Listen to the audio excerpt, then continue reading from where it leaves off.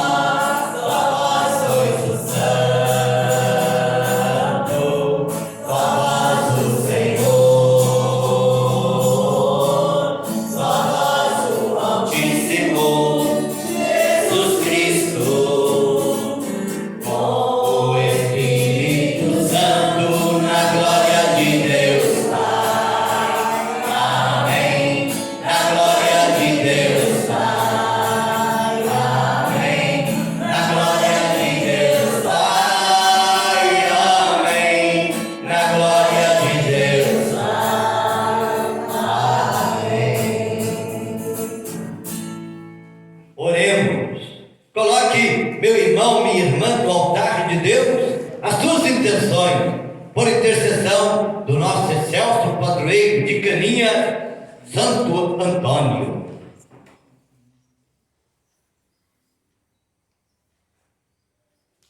Ó Deus, força daqueles que esperam em vós, sede favorável ao nosso apelo, e como nada podemos em nossa fraqueza, dai-nos sempre o socorro da vossa graça, para que possamos querer e agir conforme os vossos santos mandamentos, por nosso Senhor Jesus Cristo, vosso Filho, na unidade do Espírito Santo. Amém. Ouçamos a palavra de Deus.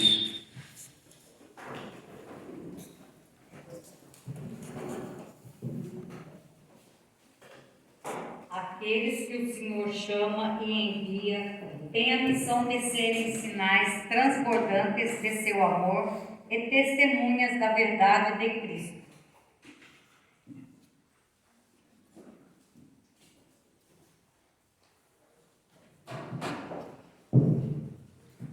Primeira leitura. Leitura do livro do Êxodo.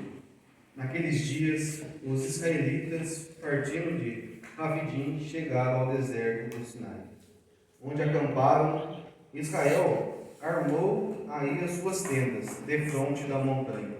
Moisés então subiu ao encontro de Deus. O Senhor chamou do alto da montanha e disse: assim deverás falar à casa de Jacó e anunciar aos filhos de Israel: vistes o que fiz aos egípcios, e como vós levei sobre asas de águia e vos trouxe a mim. Portanto, se ouvirdes a minha voz e guardardes a minha aliança, sereis para mim a porção escolhida dentre todos os povos, porque minha fé é toda a terra. Vós sereis para mim um reino de sacerdotes e uma nação santa. Palavra do Senhor. Graças a Deus.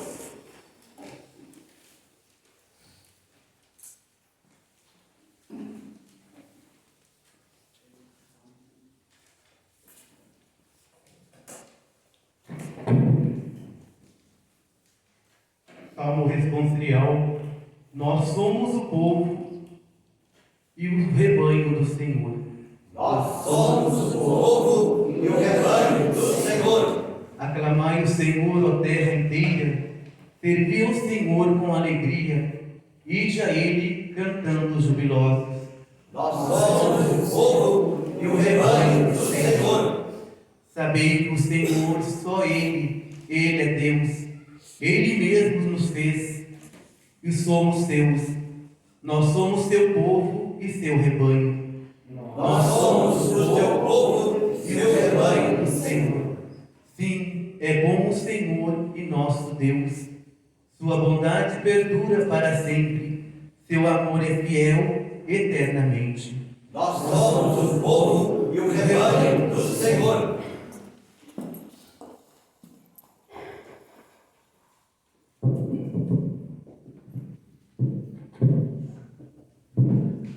Leitura da carta de São Paulo aos Romanos.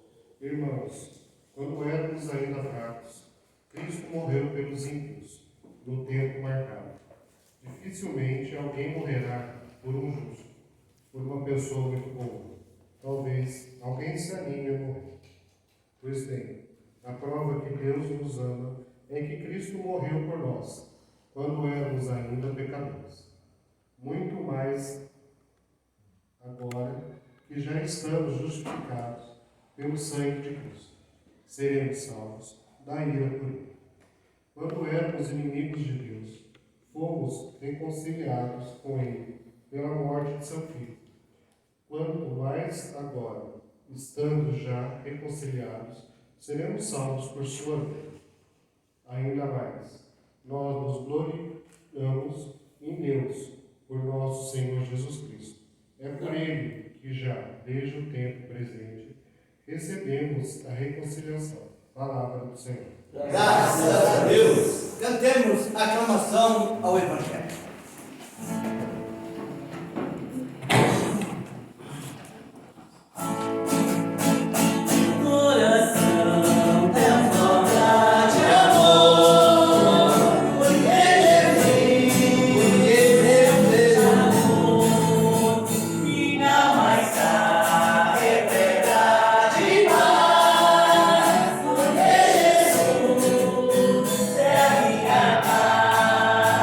Meu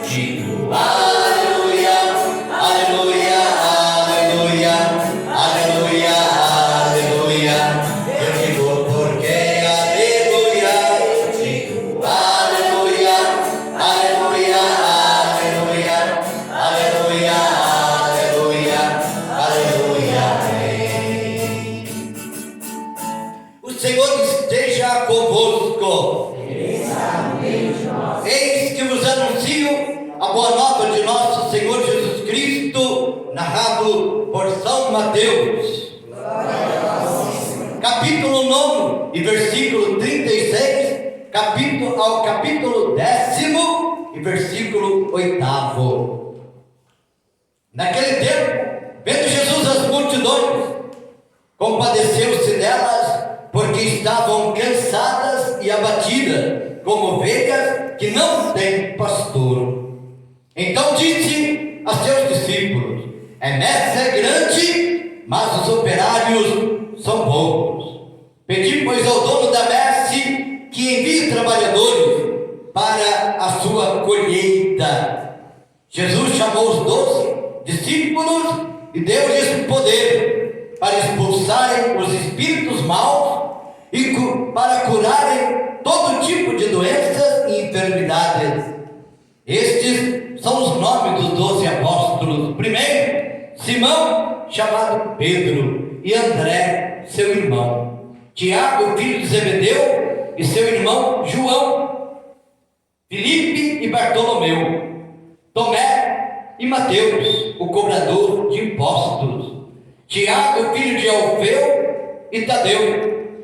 Simão, o zelota, e Judas Iscariotes, que foi o traidor de Jesus. Jesus enviou esses 12 com as seguintes recomendações: não deveis ir aonde moram os pagãos, nem entrar na cidade dos samaritanos, ides antes as ovelhas perdidas da casa de Israel. Em vosso caminho anunciai: o reino dos céus está próximo. Curai os doentes, ressuscitai os mortos, purificai os leprosos e expulsai os demônios. De graça recebeste, de graça deveis dar. Palavra da salvação. Que as palavras do Santo Evangelho perdoem os nossos pecados. Queridos irmãos e queridas irmãs, devido à pandemia, nós não podemos celebrar o novenário de nossa padroeira, Nossa Senhora Auxiliadora, e também não podemos celebrar o novenário ou trido de Santo Antônio, padroeiro de Caninhas. Mas é importante a gente rever na vida deste homem que deixou tudo, até a família, para consagrar a Deus e ao serviço de Deus. Antônio de Pádua, ele nasceu no ano de 1195 e morreu no ano de 1231. É um santo venerado pela Igreja Católica. Foi canonizado pelo Papa Gregório IX em 30 de maio de 1932. Seu dia festivo é comemorado no Brasil, em Portugal, sua terra natal, no dia 13 de junho. O nome de batismo de Santo Antônio é Fernando de Bulhões. Ele, conhecido como Santo Antônio, ele nasceu em Lisboa, Portugal, no dia 15 de agosto de 1195. Filho de Martinho de Bulhões e Maria Teresa Taveira. Desde pequeno, ele acompanhava seus pais nas celebrações na Catedral de Lisboa, como acontece também aqui em Cana, e particularmente aqui em Caninha. Vem os pais e trazem seus filhos. O melhor lugar para você fazer com que seu filho cresça é na igreja. A igreja é a casa de Deus, é a casa dos filhos e filhas de Deus. A sua formação religiosa, ele entrou no convento com 15 anos de idade, no mosteiro de São Vicente de Fora, onde iniciou sua formação religiosa. Em seguida, foi estudar no mosteiro de Santa Cruz de Coimbra, onde recebeu sólida formação filosófica e formação teológica. Em 1220, Santo Antônio é ordenado sacerdote.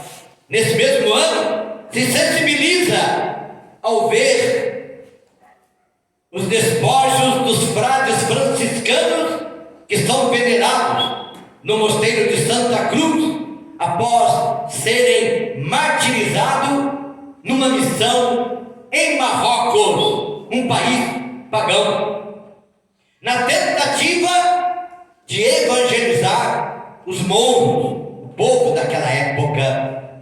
Então resolve Santo Antônio se juntar à ordem de São Francisco, com o hábito de franciscano.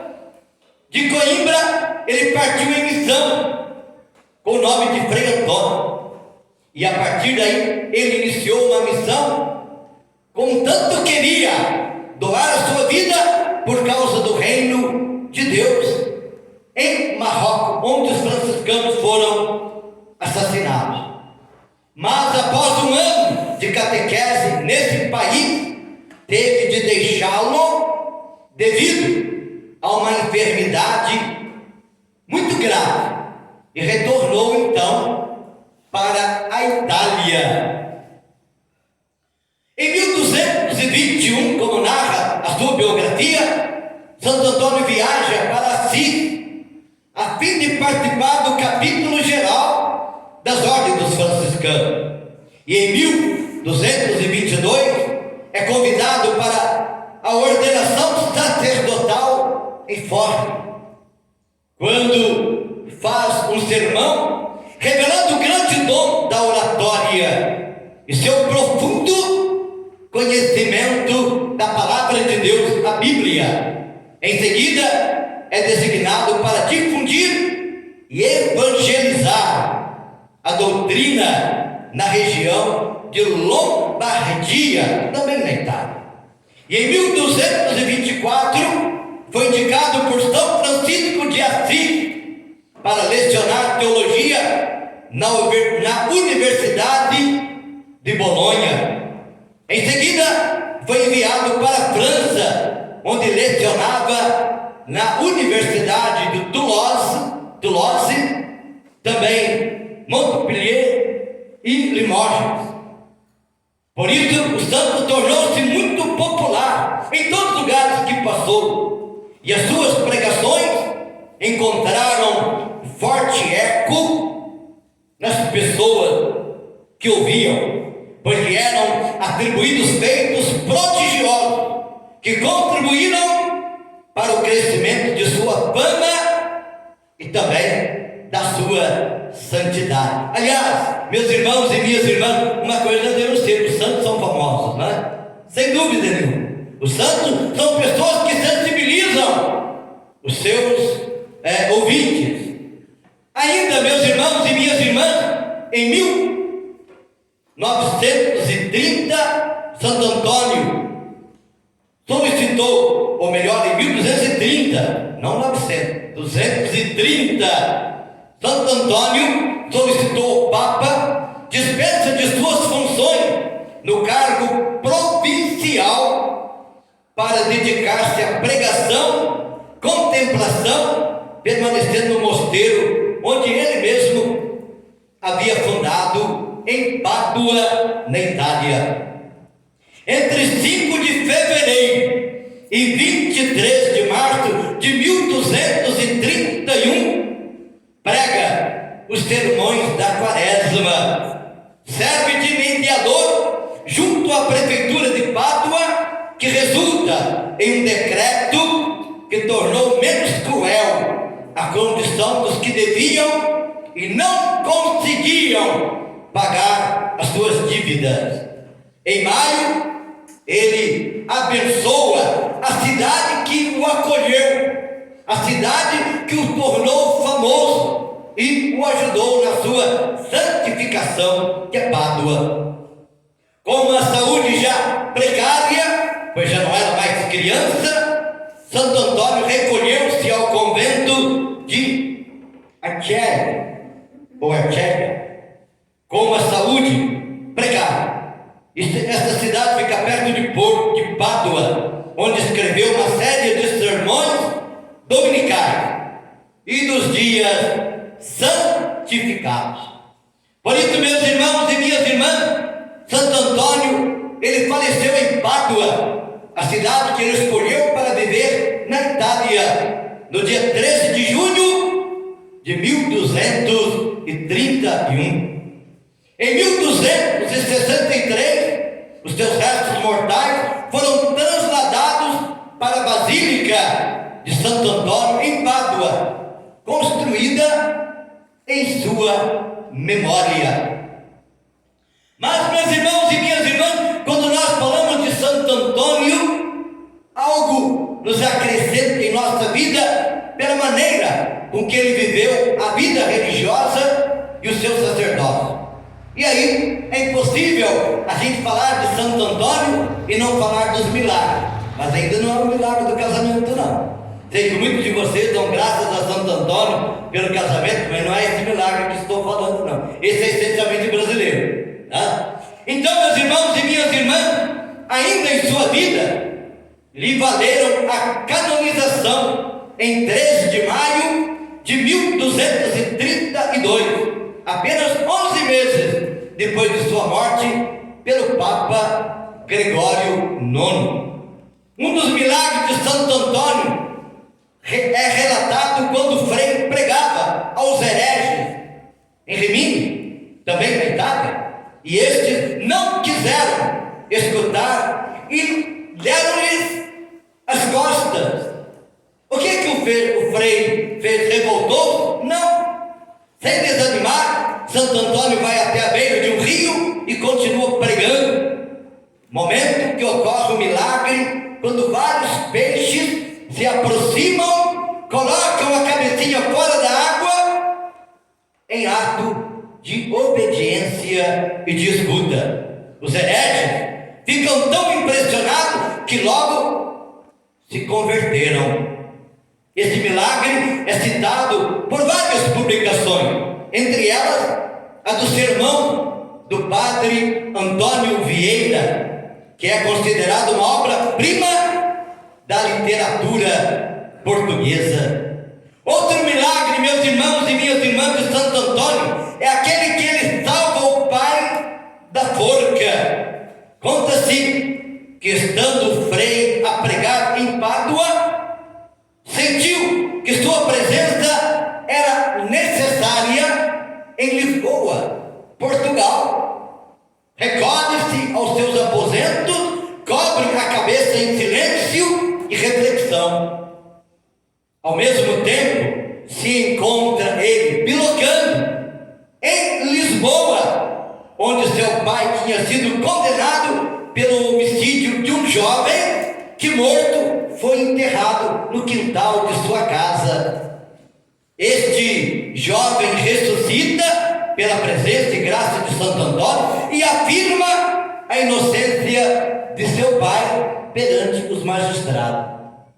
Aqui, meus irmãos e minhas irmãs, nós podemos ver dois milagres de Santo Antônio num só. Dois fatos miraculosos. Ele esteve em dois lugares ao mesmo tempo, chamado bilocação. E afirma, depois, ele reanima o jovem que está morto, enterrado no quintal da casa de seu pai, para, perante o juiz, declarar que seu pai era inocente. Não é para qualquer um, não. Só para os homens que realmente vivem a plena comunhão com Deus. Outro dom de Santo Antônio só foi revelado após a sua morte, como havia pedido ao conde de Tiso, que o acolheu em sua casa em Pádua. Certa noite, ao ver alguns raios de luz saindo da fresta da porta do quarto de Santo Antônio, o conde se aproximou e olhou pela fresta. Compreendeu que se tratava de um grande milagre, ao ver a Virgem Maria entregando o menino aos braços de Santo Antônio. Por isso, meus irmãos e minhas irmãs, enquanto ele contemplava isso e observava, o menino desapareceu dos braços de Santo Antônio. saindo do quarto, porque Santo Antônio percebeu que o feitiço estava observando, então ele pede encarecidamente para que não o relate, mas somente depois de sua morte. É por esse fato, meus irmãos e minhas irmãs, que nós encontramos na imagem de Santo Antônio, ele segurando os meninos Jesus. Olha que graça, não? E acolher das mãos de Nossa Senhora a Virgem que ele tanto amava, a pessoa do menino Jesus. O dia do Santo Antônio, caso hoje estamos celebrando o dia 13, tanto aqui no Brasil como em Portugal, também Santo Antônio é conhecido aí só pelos brasileiros, o santo casamenteiro, né? Eu tenho pena da imagem de Santo Antônio, porque no Nordeste, onde trabalhei, tinha muito jovem que pega o Santo Antônio e amarra de cabeça para baixo e coloca na cisterna. Agora, coitado, não? Então, meus irmãos e minhas irmãs, esse é um pouquinho da história do nosso querido Santo Antônio, que eu fiz questão de partilhar com vocês, para que nós criemos essa comunhão com Deus por intercessão deste santo tão querido, que é um dos patronos da minha congregação, da Sociedade dos Eleitos de Cristo. Mas, meus irmãos e minhas irmãs, eu não poderia deixar de falar também do Evangelho que nós acabamos de ouvir, Marcos capítulo 9, versículo 36 ao capítulo 10 e versículo 8. O texto de Mateus inicia com o sermão apostólico de Jesus. Após ter apresentado Jesus, o anunciar o reino de Deus e suas obras, Mateus descreve o chamado e o envio dos 12 apóstolos em missão. Deverão levar o projeto de Deus de salvação e de libertação que Deus fez aos homens em Jesus Cristo por todos os cantos da terra. Mateus capítulo 28, versículo 19. E depois todo mundo, e pregai o Evangelho a toda criatura. Quem crê será salvo, quem não crê será condenado.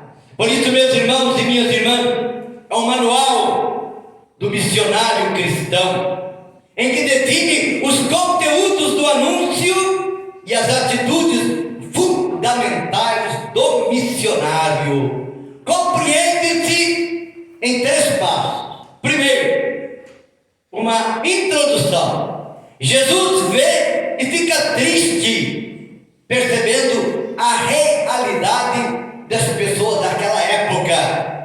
São ovelhas sem pastor. Olha que tristeza. São povos sem ser conduzidos. Estavam cansados, abatidos, como ovelhas sem pastor. E aí Jesus reclama: a messe é grande, mas os operários são poucos. E ele faz um apelo: rogue, peça ao Senhor da messe que mande operários. Reflete, meus irmãos e minhas irmãs, a preocupação diante das necessidades pastorais, embora a iniciativa é sempre de Deus. É Ele que escolhe quem Ele quer, porque Deus é todo poderoso, e envia-os para a missão, como escolheu também Santo Antônio. O chamamento e o envio dos 12 apóstolos chamou. Os critérios da escolha é sempre um mistério difícil de compreender e ao mesmo tempo de explicar. Por exemplo, eu sou do bairro do Pinhão Novo, no alto da Serra Quebra-Cangalha. Lá tinha jovem, não tenho dúvida, muito mais sábio do que eu, mas Deus me escolheu fazer o quê? Né? Eu tenho irmãos que são muito mais sábios do que eu, mas Deus me escolheu. O que eu posso fazer? Estou dizendo amém. Então louvado seja Deus pela sua escolha, pela sua iniciativa. O chamamento, meus irmãos e minhas irmãs, Deus não nos chama para ficarmos contemplando somente, mas Deus nos chama e nos envia para que nós evangelizemos. O segundo aspecto é as recomendações de Jesus para a missão. Os destinatários da missão. Primeiro, são os judeus. Eles fazem parte daqueles que foram infiéis à primeira aliança. E aí a mensagem é o anúncio missionário. O reino de Deus está próximo. Sinais da presença que Deus não abandona os seus apóstolos, os seus discípulos. É que o demônio é expulso, os doentes são curados e as dificuldades, os leprosos também são purificados. E qual é a exigência que Jesus faz aos seus seguidores? A gratidão. De graça recebeis, de graça também deveis dar. Por isso, meus irmãos e minhas irmãs, é a exigência do Evangelho de Jesus, porque ele realiza maravilha por meio de nossa fraqueza. Que diria Jesus ao contemplar a realidade de hoje? Ainda hoje há multidões cansadas, abatidas, como ovelhas sem pastor. Deus continua precisando de nós, contando conosco, para que a obra de salvação e de libertação se concretize. Número 12, que nos narra o Evangelho, significa as 12 tribos de Israel, significa a totalidade do povo de Deus. A obra de Deus não é para salvar alguns, mas é para salvar a todos. Aí a totalidade. E qual é a missão, meus irmãos e minhas irmãs, dos discípulos de Jesus? E nós somos discípulos de Jesus, amém? Qual é a missão? É lutar contra tudo o que escraviza o homem e o impede de ser feliz, pois Deus nos criou para sermos livres, Deus nos criou para sermos felizes. Hoje, meus irmãos e minhas irmãs, há estrutura que gera guerra, violência, terror e morte. A missão dos discípulos de Jesus é contestá-la, é denunciá-la, desmascará-la. Hoje ainda há valores que geram escravidão, opressão, sofrimento. A missão dos discípulos de Jesus é recusá-los e denunciá-los. Essa é a missão daqueles que seguem a Jesus. É fácil? Lógico que não. Se fosse fácil, todo mundo estaria falando. Mas é a nossa missão. Hoje, há esquemas de exploração que geram miséria, marginalização e exclusão. A missão dos discípulos de Jesus é combatê-los. Aí minha tristeza, nesse tempo de pandemia, nós parece que ficamos adormecidos. Nós parece que aceitamos tudo que nos passam, tudo que nos orientam. E o discípulo de Jesus precisa ser esta pessoa que confronte, que não aceita e ainda denuncie. Uma situação de não vida. Por isso, meus irmãos e minhas irmãs, a proposta de Jesus deve estar presente através de nós, os seus discípulos, em qualquer lugar onde houver um irmão vítima da escravidão ou da injustiça. Procuramos nós transmitir alegria, coragem e esperança àqueles que vivem imersos no abatimento, na frustração, no medo e no desespero. Eu algumas vezes fico assim, indignado com os meios de comunicação social e particularmente o Facebook. Eu vejo o padre postando mensagem desanimadora diante da pandemia. Olha aí, nós acreditamos em Deus. Então nós devemos ser os primeiros a postar mensagens animadoras, mensagem de fé, mensagem de esperança. E não, gente, fica meu irmão, eu digo sempre, se Deus está conosco, quem será contra nós? E a gente vai curvar-se. Não, nós devemos precaver, temer jamais. Nós temos um Deus que nos ama, nós temos um Deus que nos defende. Amém? Por isso, meus irmãos e minhas irmãs, nós procuramos ter sinal de amor e da ternura de Deus para aqueles que vivem sozinhos e marginalizados, e particularmente nesse tempo de pandemia, como é triste. Eu tenho visitado pessoas aqui em Canas doentes, acamadas, abandonadas, até pelos seus, que não podem visitar. Você desculpa. Não pode visitar o papai e a mamãe tão velhinho doente, mas pode ir no supermercado, pode ir na casa lotérica.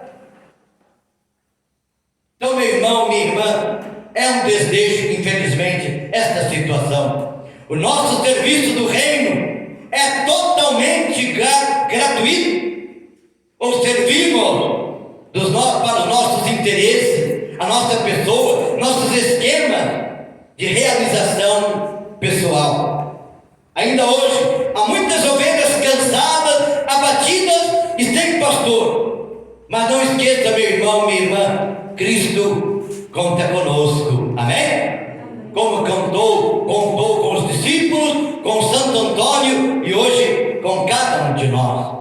Por isso, também hoje, nós celebramos a Semana do Migrante, com o tema Migração e a Vida. Onde está o teu irmão? Onde está a tua irmã? Por isso, meus irmãos e minhas irmãs, na campanha da Fraternidade de 2020, nós tivemos o tema Fraternidade e Vida, dom e compromisso, com o lema: viu, sentiu compaixão e cuidou dele. Lucas capítulo 10 e versículo 33. Em nossa 35ª Semana do Migrante de 2020, o tema Migração e Acolhida. Onde está o teu irmão? Onde está a tua irmã? Expressamos nossa comunhão com a Companhia da Fraternidade e com a Igreja, a qual se depara com um modelo econômico excludente, que explora, trafica a pessoa e escraviza o ser humano na sua injustiça, o que não é da vontade de Deus. Amém?